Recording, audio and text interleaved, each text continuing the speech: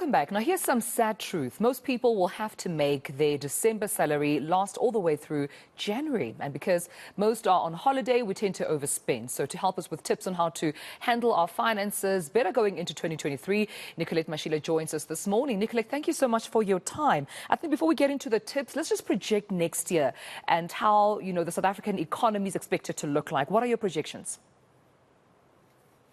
Hi, Dumelo. Thank you very much for having me. Look, obviously, not as an economist, I think one of the biggest things that we're going to have to realize as many South Africans is that we're still going to have to tighten our belts. I think that the economy is relatively going to be tough for a lot of people, considering the fact that it's a trickle-down effect. And sometimes that trickle-down effect does take a little while to hit our pockets. And I think a lot of people are going to start to feel that effect going into 2023. Also keeping in mind that it is we'll say year number 3 after recovery of the pandemic. But ultimately for a lot of people, it's probably kind of going into the first year where they fully are going back to what was pre-pandemic. So it's going to be difficult. We've also seen interest rates going up.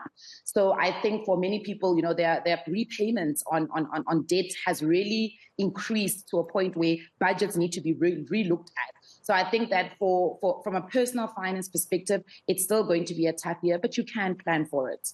How do you advise people to stretch their salaries? Look, I think it's very important going back to the basics. I think many of us, we overlook the importance of just tracking your spending and knowing what's happening with your finances. I think one of the biggest things is going to be budgeting. You've got to actually have a clue as to what's happening with your finances. You need to know how much money is coming in, how much money is going out, and where exactly is it going out to? And do you have the right contingencies if something is not going to go the way you actually predicted? So things like having, your emergency fund is still going to be very important. Things like making sure you've got the right insurances to really cover yourself if there's any type of financial loss is also going to be very important. And I think also very much going back to the culture of putting money away for those rainy days. So I think for many of us, it's really about going back to the basics and tracking your spending, making sure that you budget. And also, I think it's important to understand who you are as a person, because that contributes 80% of how you make decisions when it comes to your finances. So if you are not the type of person who can budget for an entire month period, then budget for weeks, budget weekly. I think that will give you a better perspective in terms of what do you need to do in terms of your finances. Do you need to reduce? Do you need to add more incomes? Do you need to find the right insurances? Do you need to make sure that you are covering yourself in specific ways? And I think one of the most important things that needs to happen this year is to really get acquainted with a financial advisor, financial planner, the professionals that are out there who have the right expertise to be able to assist you with your finances. Is there still an opportunity to save? Absolutely. There's always an opportunity to save. And I know it almost sounds like a cliche every time people say, like, save, save, save. And people are like, where do I find money to save?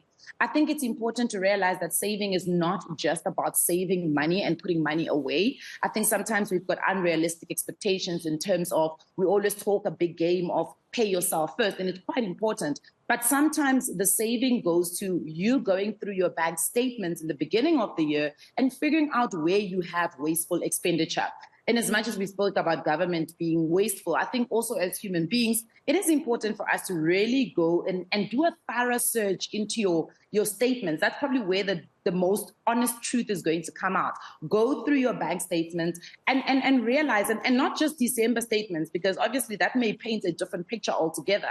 But I think going back to August, September, October, November, and going through your bank statements and looking at where do I spend the most of my money? This is it feels like a very strenuous exercise, but also technology has made it a little bit better. I know most of the banks, what they do is they can indicate to you where you are actually putting your money, or where you are spending your money rather. They'll give you sort of a pie graph to show you exactly where your money is going. I think that's important. That's where you may find those additional amounts of money to be able to save. And it ultimately does not really change how your budget looks. It's just about reallocating your money to the correct places. Thanks, Nicolette, for your time. Nicolette Mashile. With that being said, here's Nandi Shabalala standing by with your latest in sports. Good morning, Nandi.